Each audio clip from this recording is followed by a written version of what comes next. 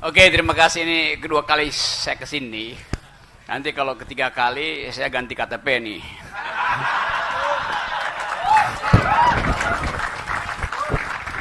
Buat nyalek dari sini. Saya senang karena ini forum apa namanya, ngopiah. Ngopiah. Perkara ibadah dan amalia. Oke, atau ngobrolin pikiran dengan akhlak. Kira-kira begitu. Dulu siasi, Pak. Abang kasih nama siasi. Ciledug Lawyer Club. Oh iya ya. ILC itu ini laki-laki Ciledug. Ini buat mak-mak nih. Adem ya. Oke, kita mau bicara sesuatu yang seolah-olah menyebabkan bangsa ini nggak punya harapan, yaitu threshold dan apa tadi, oligarki dan koalisi itu. Ya, dua-duanya disebabkan oleh threshold lah. Oligarki itu muncul untuk menghipnotis kita seolah-olah dengan threshold itu pemilihan presiden bisa lebih murah, bisa lebih simpel tuh. Padahal sebetulnya itu akal-akalan tuh. Karena kayak orang udah dapat tiket lebih besar lalu disuruh bersaing dengan orang yang nggak punya tiket, itu bohongnya di situ tuh. Demikian juga soal tadi oligarki dan Koalisi dan oligarki. koalisi itu. Kan yang mesti berkoalisi sebetulnya ada rakyat, bukan partai politik. Jadi kalau partai politik berkoalisi, dia harus minta izin rakyat. Kan kita mandatkan kepentingan politik kita pada partai politik.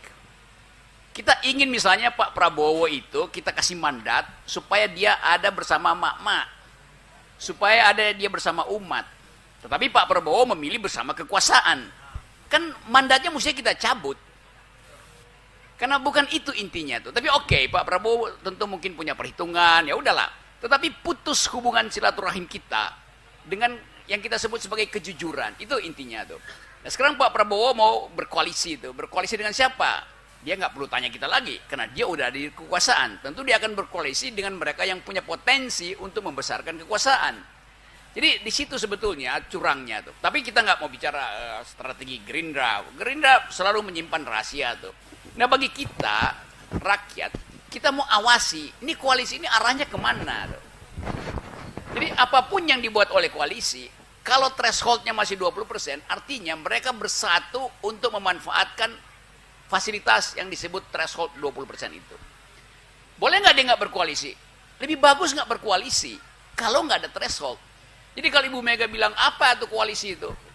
Loh, koalisi ini terjadi karena Ibu Mega megang threshold 20%. Jadi mestinya Ibu Mega jujur mengatakan bahwa threshold 20% itu menyebabkan orang kasak-kusuk untuk cari koalisi. Nah itu mestinya kita dengar dari kejujuran Ibu Mega. Tapi bahkan Ibu Mega mengatakan ya koalisi itu nggak boleh, kerjasama boleh. Itu. Padahal dalam kamus koalisi artinya kerjasama. Kalau kita terangkan itu nanti marah lagi orang kan. Kemarin Ibu Puan Maharani, Mbak Puan, mengatakan dia diperintahkan oleh ketua umum yang adalah ibunya untuk cari partai yang bisa bekerja sama dengan PDIP. Artinya disuruh koalisi. Jadi satu istilah diputar-putar sehingga kita dibuat bingung. Nah, di sini tempat kita melakukan klarifikasi bahwa koalisi itu artinya berupaya untuk memperoleh tiket. Padahal tiket itu sebetulnya hak kita tanpa kita berkoalisi. Karena konstitusi bilang bahwa setiap partai politik peserta pemilu bisa mencalonkan presidennya. Apalagi kalau dia bergabung untuk mencalonkan. Itu hak partai. Bukan diatur-atur hanya yang 20%. Itu curangnya di situ tuh. Karena itu saya lagi bikin gerakan yang namanya LBP. Kalau koalisinya 20% itu nggak mau dibatalkan oleh Mahkamah Konstitusi, kita bikin gerakan LBP, Liga Boykot Pemilu tuh. Sekarang mulai gempar. Dianggap itu, ya, dianggap itu adalah gerakan makar. Ini bukan makar. Ini yang disebut gerakan people's power. yaitu gerakan, kan bahasa Indonesia dari people's power, people artinya rakyat, power artinya kekuasaan, kekuatan atau kedaulatan. Jadi people's power itu artinya kedaulatan rakyat yang harusnya diucapkan di parlemen, tapi parlemen menghalangi kedaulatan rakyat dengan 20% itu. Maka adalah hak rakyat untuk melakukan, membuktikan bahwa dia berdaulat di jalan-jalan. Apa namanya itu? Ya demonstrasi. Kenapa mesti dilarang? Itu namanya kedaulatan rakyat. Jadi balik lagi ke situ. Apalagi sekarang isunya kan ya susah untuk bikin apa namanya tuh, meminta Mahkamah Konstitusi untuk membatalkan 20% itu, karena ketua Mahkamah Konstitusinya sekarang adalah ipar presiden. Jadi bayangkan misalnya itu namanya konflik of interest atau mungkin konflik of intercourse. Kan ini soal ranjang itu. Tapi kita nggak persoalan soal ranjang. Bayangkan misalnya satu waktu udah terpilih sekarang Gibran sama Ibu siapa wali kota, Ibu Risma, digadang-gadang untuk ke Jakarta. Gibran akan jadi gubernur, Risma jadi wakil gubernur tuh. Oke. Walaupun itu curang itu pasti. Sekarang kecurangan itu dipersoalkan di wilayah konflik pemilu, konflik hasil pemilu, dibawa sampai ke Mahkamah Konstitusi. Bayangkan satu waktu di meja makan keluarga istana, Pak Jokowi tanya pada ketua Mahkamah Konstitusi yang iparnya, bagaimana itu kasus pelaporan bahwa ada kecurangan di Pilkada DKI itu terhadap Gibran dan Ibu Risma itu. Ya ketua Mahkamah Konstitusi bagaimana dia jawab itu? Mungkin dia akan jawab jujur, oh ya kita sedang proses. Lalu kira-kira kemana arahnya? Ya memang bukti-bukti banyak bahwa ada kecurangan di situ. Ini kita bikin imajinasi aja tuh. Lalu Pak Jokowi mulai resah nih, wah bisa nggak jadi gubernur anak saya tuh. Tapi dia nggak boleh tegur Mahkamah Konstitusi, kan terlarang. Dia nggak boleh intervensi. Tiba-tiba dijatuhin sendok. Ting. Ketua Mahkamah Konstitusi menafsirkan bahwa Pak Jokowi ingin supaya putusan nanti menguntungkan Gibran. Ini tafsir aja di antara keluarga tuh. Itu bahayanya. Kenapa kita minta Ketua Mahkamah Konstitusi untuk mengundurkan diri, untuk turun dari kursi hakim, bukan turun dari ranjang. Turun ranjang ya biarin lah urusan dia tuh. Jadi ini hal yang simpel sebetulnya, tapi kita ingin tagih itu supaya ada kejernihan dalam politik itu, supaya ada kejujuran di masa depan. Jadi sekali lagi kita mau kampanye anti 20%, tapi kita tahu itu agak susah. Karena itu kita himbau supaya ada tekanan politik. Yang tadi saya sebut Liga Boikot Pemilu. Saya udah ditagih oleh semua stasiun TV, sama bahkan kemarin saya di Jogja tuh wartawan tanya soal itu, Radio Republik Indonesia bahkan wawancara soal itu, terus saya nggak tahu dia berani muat apa enggak. Saya bilang iya, itu gerakan moral, gerakan yang dipimpin oleh akal sehat, gerakan yang dipimpin oleh akhlak untuk memuliakan hak rakyat. Kan ini gerakan yang bagus kita organisir. Tetapi pemerintah tentu akan mulai kasih sinyal bahwa ini berbahaya segala macam. Sama seperti Anies Baswedan mulai disorot oleh media massa, diatur sedemikian rupa semoga dia dikadrun-kadrunkan, dia beberapa proyeknya mulai disorot kembali itu. Jadi bagian untuk membatalkan kompetisi politik. Padahal dia maksudnya koalisi itu punya 20%, tapi masih curiga dan takut bersaing dengan orang yang nggak punya tiket. Kalau Anies nggak punya tiket, ngapain dimusuhi? Kan itu masalahnya kan. Tapi saya percaya semakin dimusuhi, semakin orang lihat bahwa sebetulnya ada ketidakjujuran yang sedang dipasang untuk menghalangi Anies.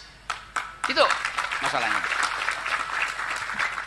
Saya bukan promosin Anies, saya ingin garis startnya sama itu.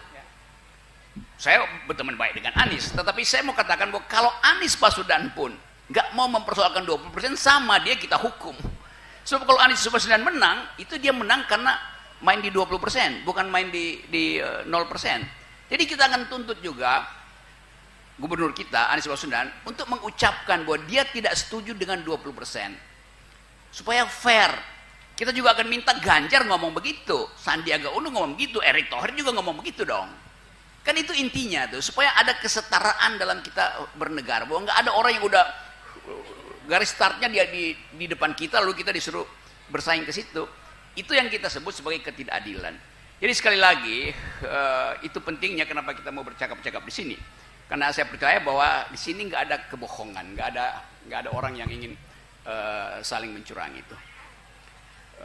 Apa namanya tuh? Di Al-Madinah ya namanya kan? Di Al-Madinah kita ngomong tanpa fitnah dan tanpa bohong. Kan itu maksudnya. Jadi jelas misi kita adalah mengembalikan kedaulatan rakyat pada tangan si pemilih. Ada peribahasa mengatakan kalau hak kita dirampas maka kita harus merampas balik, merampok kembali si perampas itu. Itu dalilnya tuh. Nah sekarang kita mau dengar dari teman-teman semua di sini apa sebetulnya yang membuat kita masih bisa bersahabat itu. Saya bukan Muslim tentu aja tuh. Tapi kita bersaudara di dalam konstitusi, dalam keadilan itu. Islam adalah agama, tapi Islami adalah sifat. Persahabatan adalah Islami karena ada penghargaan. Jadi saya mengatakan saya Islami karena saya ingin bersahabat itu. Saya tidak membenci dan saya tidak melihara kebohongan. Jadi itu pentingnya kita pakai istilah itu untuk memperlihatkan bahwa kejujuran dan kerelaan itu membuat kita percaya bahwa ada masa depan di kita. Nah, kita ingin supaya Anies Baswedan misalnya kita rawat di dalam suasana itu, karena sangat mungkin Anies Baswedan itu diintip dan tidak dijebloskan oleh mereka yang tidak menghendaki Anies Baswedan memimpin negeri ini, karena dianggap bahwa dia gampang aja Anies Baswedan dianggap akan diasuh oleh 212, akan diasuh oleh masjid-masjid, akan diasuh oleh kelompok radikal, segala macam isu akan diberikan. Padahal Anies Baswedan adalah gubernur dari sebuah ibu kota negara yang sangat plural. Jadi bayangkan misalnya nanti mulai ada spanduk lagi bahwa ini soal apa namanya mayat segala macam yang sebetulnya dibikin oleh sesatu orang aja, tapi kemudian diinsinuasikan, dipamerkan seolah Anies Baswedan intoleran itu. Jadi Anda perhatikan semakin banyak atau akan ada semakin banyak black campaign pada Anies Baswedan. Itu pertanda bahwa survei diam-diam Anies Baswedan sudah di atas sebetulnya tuh. Itu dasarnya. Tapi saya balik pada prinsip kita tadi, kita mesti jujur bahwa kita akan minta Anies Baswedan juga mengucapkan demokrasi yang paling awal, yaitu jangan sampai Anies Baswedan dimenangkan oleh oligarki melalui teori presidensial threshold 20%. Karena itu saya tutup dulu pembicaraan ini dengan mengatakan bahwa kita FNN, Babe Haikal, segala macam, kita lagi bikin ukuran kita sendiri. Saat seorang calon presiden tidak boleh sekedar diloloskan oleh lembaga survei karena elektabilitasnya tinggi. Itu bisa permainan statistik aja. Kita ingin prinsip pertama adalah setiap presiden dia mesti mengucapkan saya tidak mau 20%. Itu prinsip dasarnya itu. Yang kedua, baru kita uji dia beretika apa enggak. Jadi etikabilitas ada di atas, atau dalam bahasa lebih gampang moralitas ada di atas. Apa itu moralitas? Bisa diuji secara kuantitatif enggak? Bisa diuji secara kuantitatif, tapi hati kita bisa tahu ini orang pernah berbohong apa enggak, pernah korupsi apa enggak, pernah nipu emak-emak apa enggak, kan begitu kan. Baru kita ukur yang kedua, intelektualitas. Ini orang mampu berpikir apa tidak. Kalau dia nggak mampu berpikir, dia akan baca-baca teks doang dan salah baca pula tuh. Susah dalam kehidupan internasional kalau orang nggak bisa berpikir itu. Nah kalau dia udah lolos etikabilitas, moralitas, lalu lolos lagi intelektualitas, baru kita uji elektabilitasnya tuh, begitu. Jadi nanti akan ada daftar disodorkan pada teman-teman, siapa calon presiden Anda. Yang nyodorin adalah lembaga survei, bukan kita yang nyodorin. Kita dipaksa memilih dari yang udah ada. Apakah kita akan pilih? Ya, kita harus pilih. Siapa yang kita pilih? Kita pilih siapa yang kita coret pertama, yang tidak memenuhi prinsip etikabilitas, intelektualitas itu. Jadi ini coret pertama. Yang paling bawah mungkin kita taruh di atas. Jadi kita harus punya cara untuk membuat aturan dan prinsip berdasarkan kepentingan rakyat, bukan kepentingan lembaga survei yang diongkosi, dibiayai oleh oligarki. Saya kira itu masalahnya, nanti kita diskusi lebih jauh. Terima kasih. Atau Nama saya Muhammad Umar. Saya mau bertanya yang soal PT 20% itu. Jika yang PT 20% itu dibuat supaya oligarki bisa menyetir ya. Nah, pertanyaannya adalah kalau rakyat biasa melawan PT 20% itu kan tentu melawan oligarki. Dan bagaimana supaya jika nanti kalau PT 20% itu dihilangkan dan supaya nggak dirubah lagi gitu sama parlemen yang dikuasai oleh oligarki gitu. Maksud saya tuh supaya kekuatan rakyat melalui PT 0% tuh bisa tetap survive gitu, karena kan cukup susah juga gitu melawan PT 20% yang dimodali oleh oligarki yang punya uang yang tidak terbatas gitu. Itu aja sih. Wassalamualaikum warahmatullahi wabarakatuh. Bagaimana caranya tetap bisa how to survive gitu aja. Namanya siapa tadi? Muhammad Umar. Muhammad Umar. Waduh, Umar dan Hanif, dan tadi Mbak Yani yang pertama jawab. Oke, sekarang Bung Rocky dulu, nanti juga silakan. Ini pertanyaan ngeri-ngeri, berat gitu. Ya mulai dari yang terakhir itu ya. Memang itu yang sedang kita pikirkan sama-sama, sekaligus kita cemaskan itu, bahwa mampu nggak atau cukup nggak energi rakyat untuk duel dengan oligarki itu soalnya ada di situ tuh, untuk duel. Sebetulnya sebelum duel kita menangkap semacam gejala menang, karena Demokrat PKS dia mungkin masih ngitung strategi, tapi secara prinsip mereka udah sebutkan anti 20%. Dulu masih 4%, bahkan disamain dengan parliamentary threshold. Sekarang kalau saya bercakap-cakap dengan teman-teman di Demokrat dan di PKS, dua-duanya menganggap bahwa memang itu tidak demokratis. Tapi ini partai politik yang selalu mesti siksak atur strategi. Kalau rakyat udah final, 20% itu adalah nama dari sebuah peternakan oligarki. Mereka akan berternak politisi dengan memanfaatkan kuota 20% itu.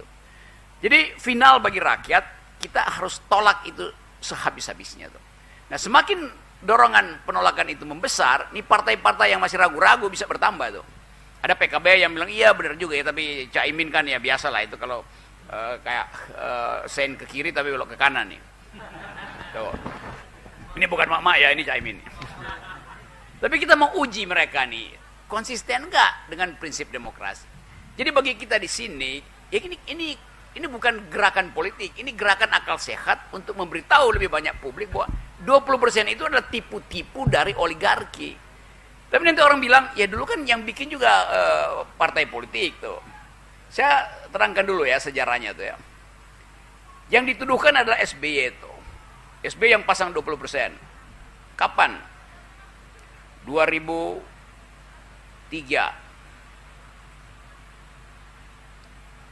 Seolah-olah itu dibuat oleh SBY. Padahal 2003 suara Partai Demokrat itu cuma 7%.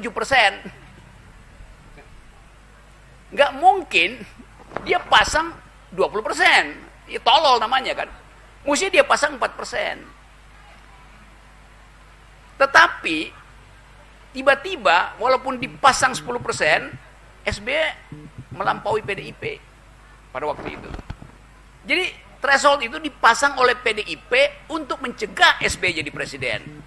Karena waktu itu ada konflik antara Ibu Mega dengan SBY. SBY diam-diam bikin partai. Waktu itu Ibu Mega bilang enggak. Ternyata udah jadi partainya. Ibu Mega kaget. Maka dicoba dihalangi dengan pasang threshold. Mungkin waktu itu masih 15% tuh. Dengan anggapan SBY nggak bisa lampaui itu. Di periode pertama SBY baru mau nyala gitu, baru mau nyapres itu. Ternyata SBY bahkan melampaui PDIP itu. Nah, SBY menganggap ya udah terusin aja thresholdnya.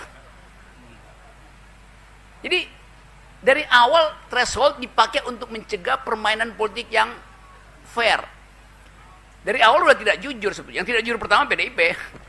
Kenapa begitu? Karena dia menguasai parlemen. Kan cuma orang yang menguasai parlemen yang mampu membuat aturan itu tuh. Jadi mesti diingat bahwa memang SBY jadi partai besar kemudian, tetapi Threshold itu dipasang ketika SBY partainya masih sangat kecil. Dapat ya poin itu ya? Oke, itu sejarahnya. Sekarang kita mau anggap bahwa oke, semua mereka itu bermasalah tuh. Karena itu kita tuntut. Udah, nggak usah cari-cari siapa yang mulai. Yang penting sekarang kita hapus itu karena itu menghina akal sehat kita tuh. Nah, itu yang kita mau tagihkan pada DPR dan pada partai politik supaya lakukan dong langkah itu.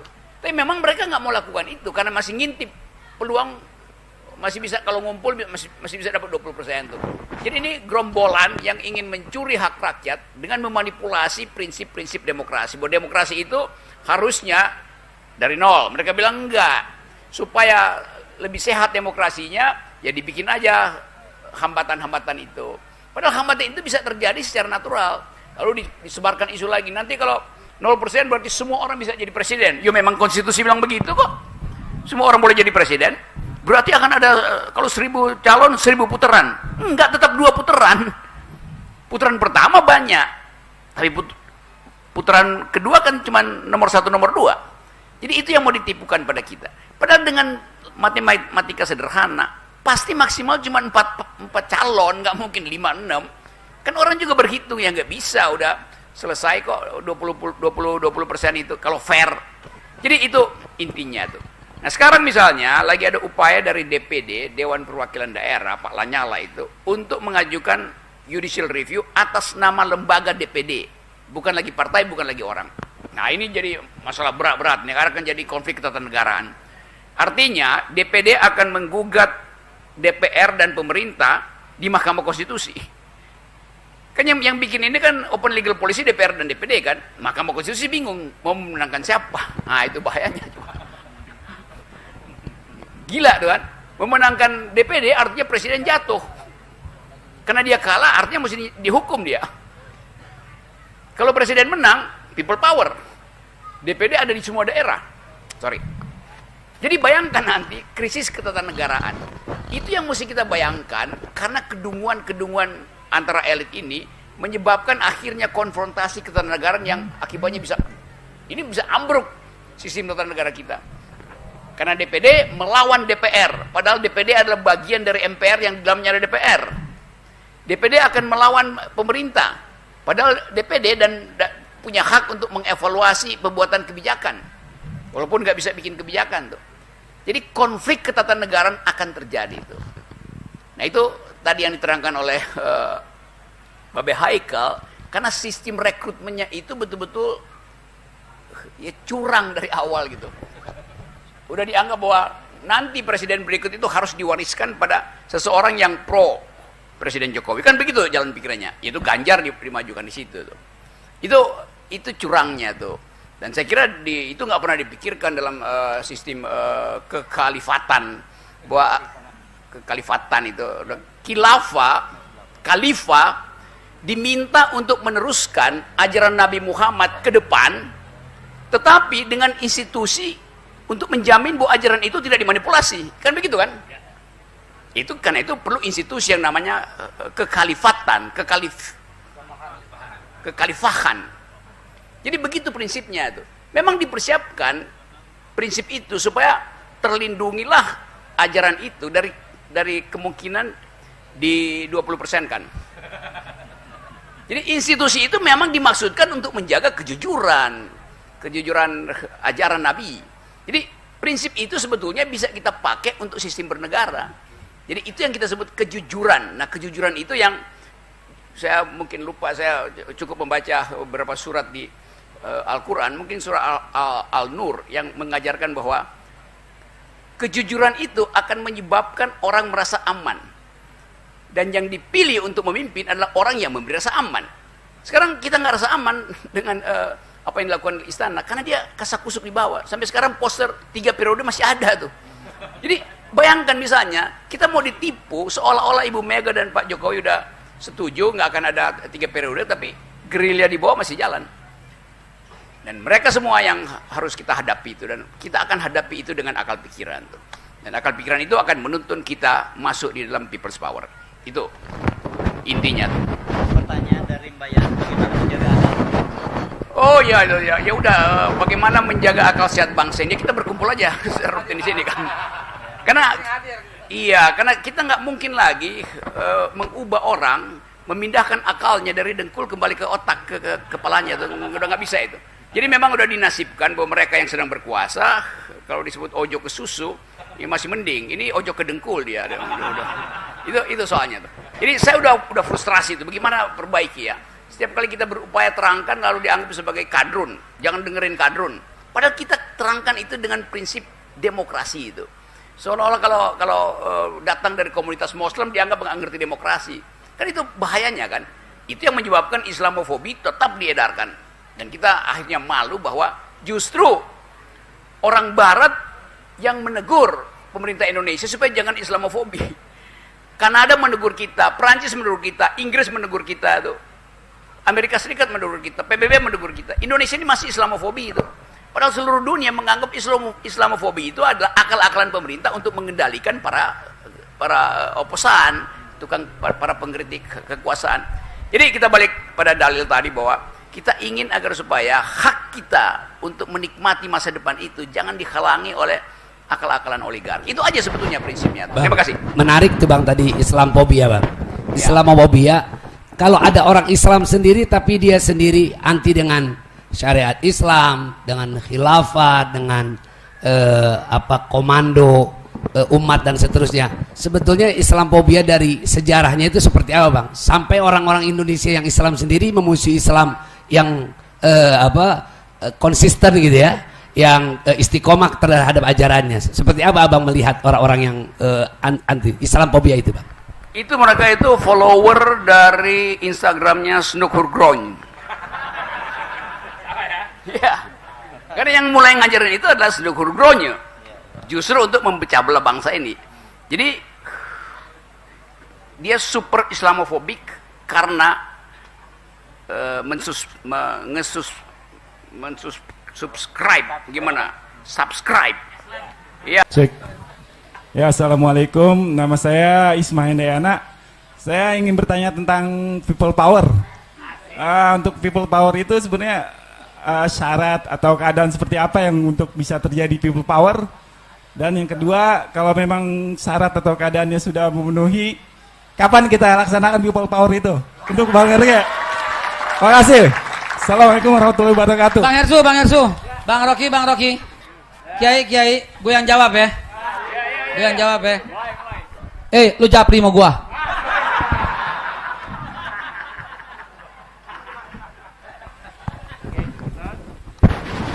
Iya.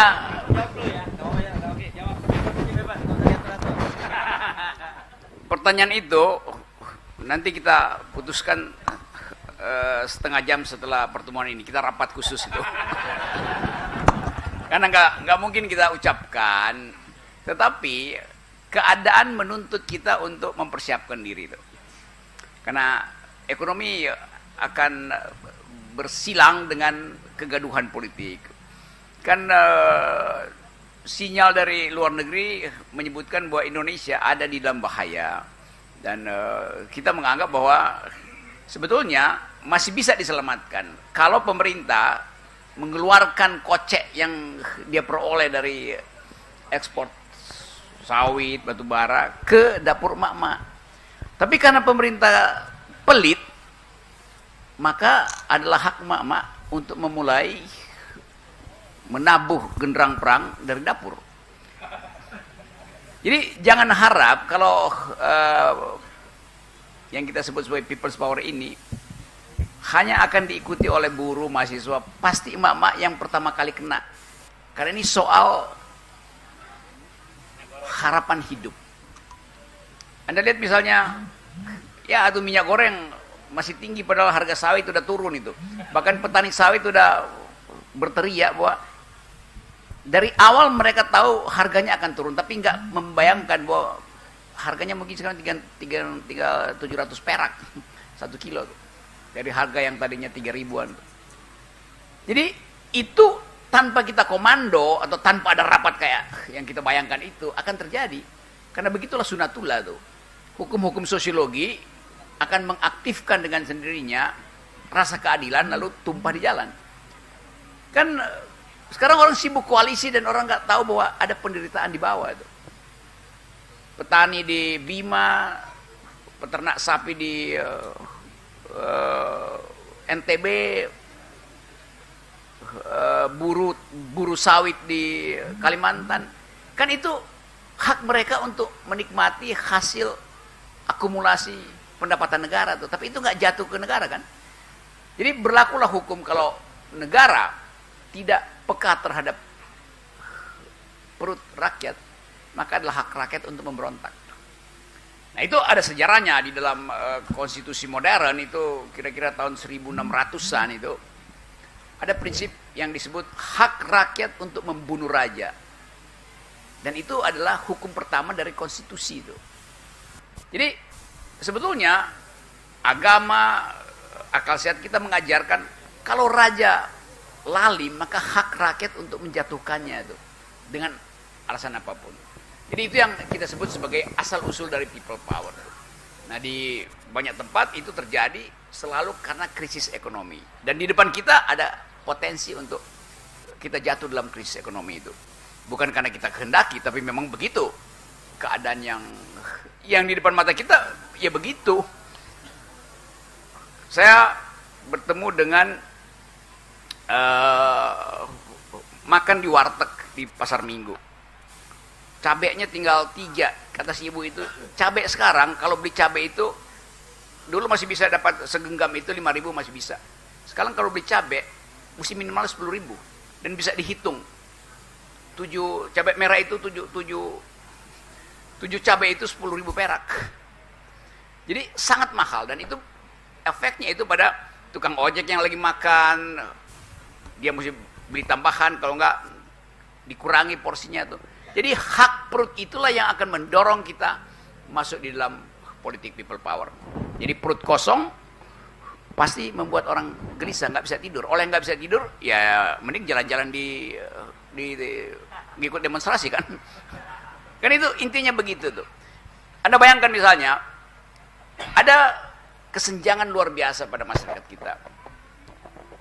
Kita, mereka yang 1% kaya itu, setiap kalau kita hitung, dia lebih banyak membuang makanan daripada memasukkan makanan ke kulkas. Karena begitu banyak makanan yang tidak kadaluarsa akhirnya dibuang. Waktu dihitung, buangan itu kira-kira 5% dari APBN kita tuh. Jadi kita buang uang sebetulnya. Sementara pada saat yang sama begitu banyak orang pergi tidur dengan perut kosong. Nah, mereka inilah yang berhak untuk menuntut keadilan tuh. Dan keadilan yang paling orisinil ya dituntut di jalan dalam bentuk people's power tadi. Ini bukan saya promosikan gerakan itu, tapi akan terjadi karena secara alamiah begitu hukum sosiologi, begitu sunatullahnya. Ya, sebentar sebelum ditambahin, pasti diklarifikasi kalau kebetulan sekarang hari ini kebetulan ada buzzer yang datang gitu ya, jangan dipelintir ya, mesti diberi konteks yang benar tadi ngomongnya tadi kan membunuh raja ya, bukan membunuh presiden, itu beda konteksnya gitu ya. Kan di sini nggak ada raja ya. Baik. Oke, silakan. Dan itu sejarahnya tuh di tahun 1500, kira-kira tahun 1500-an, kata konstitusi itu artinya hak membunuh raja memang begitu. Teksnya begitu. Saya di sebelah sini ada 2, terus satu ya, 1 atau 2 situ, 1 ya. Oke, silakan. Assalamualaikum warahmatullahi wabarakatuh. Saya Sofyan dari Anggrek Loka Geraha Raya. Pertanyaan pertama saya adalah apakah ada peluang dari Pak Anies untuk menyatakan PT 0% itu? Ini kita tanya ke Pak Anies nanti ya. Iya. Ini Okay. pertanyaan saya buat Okay. penerawat dari Profesor Rocky ya. Ya. Kemudian yang pertanyaan kedua, sekarang ini kita melihat bahwa Anies adalah aset seorang leader yang kita lihat di media-media yang anti mainstream ya, dan memang kenyataannya bahwa mereka Anies ini adalah aset seorang amanah yang baiklah begitu ya, yang kita sangat soft seperti ini jarang sekali kita ketemu sekarang. Kata Pak Sofyan kan. Tapi sebentar lagi Bung Anies sudah selesai di Oktober. Ini sebuah kecacatan demokrasi di mana nanti ini masih ada waktu 2 tahun setengah orang kok dipilih menjadi menggantikan Anies tanpa dipilih oleh rakyat. Nah ini kok bisa terjadi seperti itu gitu. Kemudian 2 tahun setengah ini adalah peluang yang sangat panjang untuk menenggelamkan Anies. Nah bagaimana kita menjaga stamina ini, menjaga Anies ini supaya seperti yang harapan banyak orang pada 2024 bisa kita pilih sebagai pemimpin Indonesia. Itu harapannya ya. Kemudian yang pertanyaan ketiga, kenapa orang baik kok ada partai yang selalu dengan jargon partai wong cilik, tetapi kok ini dimusuhin betul gitu? Padahal ini banyak menguntungkan wong cilik. Demikian Prof. Terima kasih. Assalamualaikum warahmatullahi wabarakatuh. Assalamualaikum warahmatullahi wabarakatuh. Sebelum saya bertanya, saya mau tes jamaah nih. 2024 Pak Anies gubernur apa presiden? Gubernur apa presiden? Gubernur apa presiden? Alhamdulillah. Oke, terima kasih Bang Haji. Iya. Siapa namanya Bang? Saya nggak lihat wajahnya, saya pikir Bang Haji Roma yang datang ke sini tadi. Bang Rocky Gerung sama Ustadz Babe Haikal, saya mau tanya nih. Namanya siapa Bang? Nama saya Salamet. Bang? Salamet. Oh, iya. Salamun ya. Seandainya Selamat. Pak Anies nih nggak jadi nyapres, nggak ada perahu tuh untuk berlayar. Kira-kira kita umat rakyat ngapain? Tuh pemilu mau ikut atau enggak di kita rakyat kecil? Satu. Bang Roma Iya. asik gitu. Yang kedua, kan gambaran real nih, ada 3 partai kayaknya jadiin Pak Anies jadi perahu tuh. Nasdem, PKS, sama Demokrat. Seandainya ini partai ada oligarki yang main-main dengaduk-ngaduk tuh. Bagaimana pandangan Pak Rocky Gerung, Pak Ustadz Babai Haikal yang paham betul tentang politik? Kira-kira final nggak ujung-ujungnya nih 3 partai nyalonin Pak Anies? Terakhir, ya. Oke. Yang terakhir itu jadi lupa tuh. Oke. Dan yang terakhir jadi terlalu. Yang terakhir, jurus mabok apa yang lagi dimainin ketum-ketum partai nih Pak? Karena kan akar rumputnya PKB kayaknya ke Pak Anies, P3 rakyatnya ke Pak Anies, PAN apalagi gitu. Tapi ini ketum-ketum partai tetap sandarannya ke atas gitu, bukan ke bawah.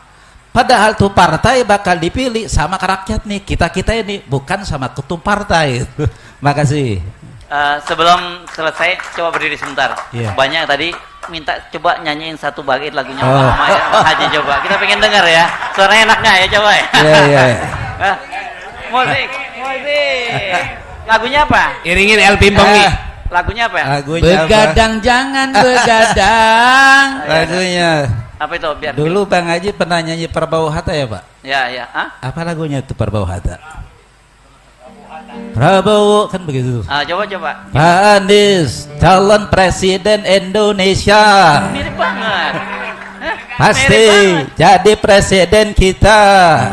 Jangan lupa 2004 presiden mirip ya? Anies namanya. Mirip nggak? Mirip luar biasa Bang Haji, luar biasa nih. Pak Haji Ocit jemaahnya dasar. Tapi kita mesti jawab juga ya, Bung Rocky ya. Silakan Bung Rocky dulu, nanti Babe ya. Iya, memang ada gairah untuk pergi pada Anies itu, tetapi jangan sampai gairah itu jadi kultus individu, itu bahaya sekali itu kan. Tetap kita mesti lihat Anies secara rasional, yang diputuskan dengan akal sehat itu.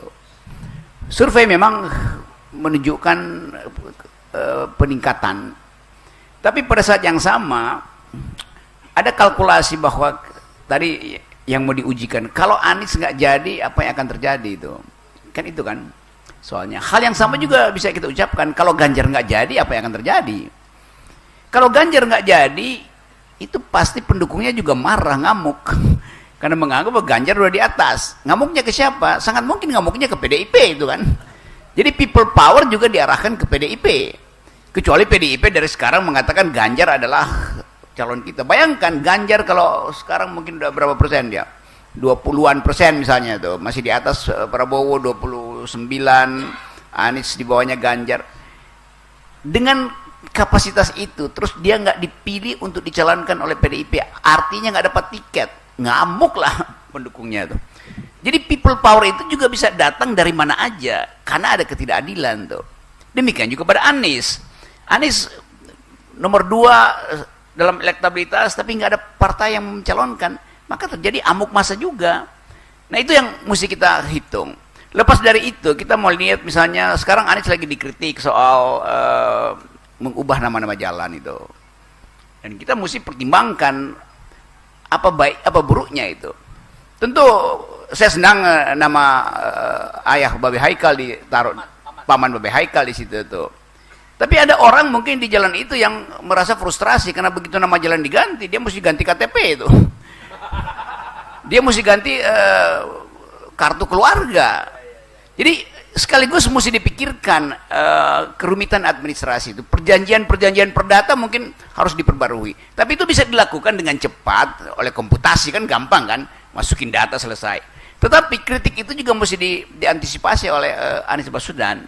Jangan sampai dia salah menafsirkan, lalu dia dibully dan dia nggak punya jawaban. Nah itu bahayanya kan. Kan mengubah identitas itu aspek hukumnya banyak. Tiba-tiba udah diubah nama jalannya, lupa diberitahu pada imigrasi. Lalu ada orang yang namanya Babe Haikal yang sebetulnya tinggal di jalan lama, dicekal di Cengkareng gitu. Padahal orangnya lain. Kan sayang kalau Babe Haikal yang dicekal yang udah biasa tuh kan, udah pasti dicekal dia di situ kan. Tapi sayang kalau ada orang yang namanya sama, tinggal di jalan yang berbeda dan diidentikan Babe Haikal. Jadi soal-soal semacam itu yang saya mau terangkan supaya tadi saya katakan ya kegembiraan kita juga mesti kita ukurkan.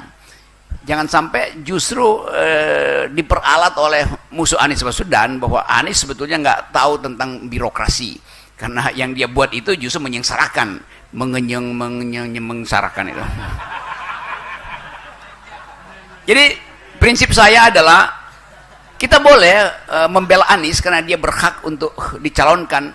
Walaupun sekarang Gerindra udah mulai kasih sinyal bahwa ya Anies kan kita yang besarin. Kenapa ia bersaing dengan Pak Prabowo? Itu soal lain, bisa kita bicarakan. Kenapa Gerindra kemudian mulai sinis? Kenapa nggak dari awal diajukan sebagai calon dari Gerindra? Kan itu soalnya tuh. Tapi sekali lagi jangan sampai kita kultus individu itu sama seperti Basir akhirnya kultus individu pada Presiden Jokowi. Nah, itu buruk bagi bangsa ini. Jadi sekali lagi kita akan uji kemampuan Anies terutama niatnya untuk membersihkan demokrasi dari oligarki. Itu yang lebih penting sebetulnya. Yang lain-lain ya bisa kita anggap Anies ya kadangkala ada kecelakaan sedikit atau pembawaannya mungkin dianggap terlalu arogan atau kurang ya narasinya dianggap terlalu banyak retorika. Itu soal penampilan pribadi. Tapi kita mau tagih Anies tegak lurus dengan ucapannya untuk menghentikan oligarki. Nah salah satu mainan oligarki 20%, maka kita tagih pada Anies ya, batalkan juga itu. Jadi harus konsekuen. Itu kira-kira Pak Haji.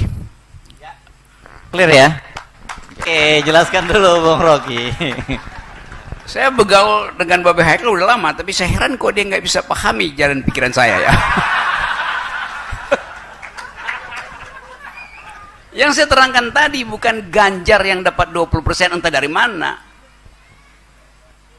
Tapi basernya yang akan ngamuk kalau Ganjar nggak jadi presiden. Itu Babe Haikal.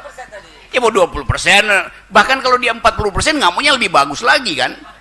Jadi yang saya mau ucapkan tadi bahwa orang akan kecewa, entah itu bohong apa nggak bohong, bagus saja. Karena kekecewaan itulah yang membuat kita percaya adanya people's power. People's power karena kemarahan. Nah, kalau bagian itu bertabrakan dengan panci mak-mak yang bunyi karena kosong itu, maka itu jadi real sebagai kekuatan rakyat. Itu intinya tuh. Jadi sekali lagi bagian-bagian semacam ini memang karena Babe Haikal udah die hard. Nah, dan karena saya mau lindungi Babe Haikal, nanti dia dibully juga. Ini Anies kasih nama jalan karena dia berteman dengan Babe Haikal, kan bahaya kan? Enggak. Padahal sebetulnya memang fakta bahwa paman Babe Haikal adalah seniman yang terkenal itu. Kalau Saya usul ini jalan depan itu jalan Babe Haikal itu. ya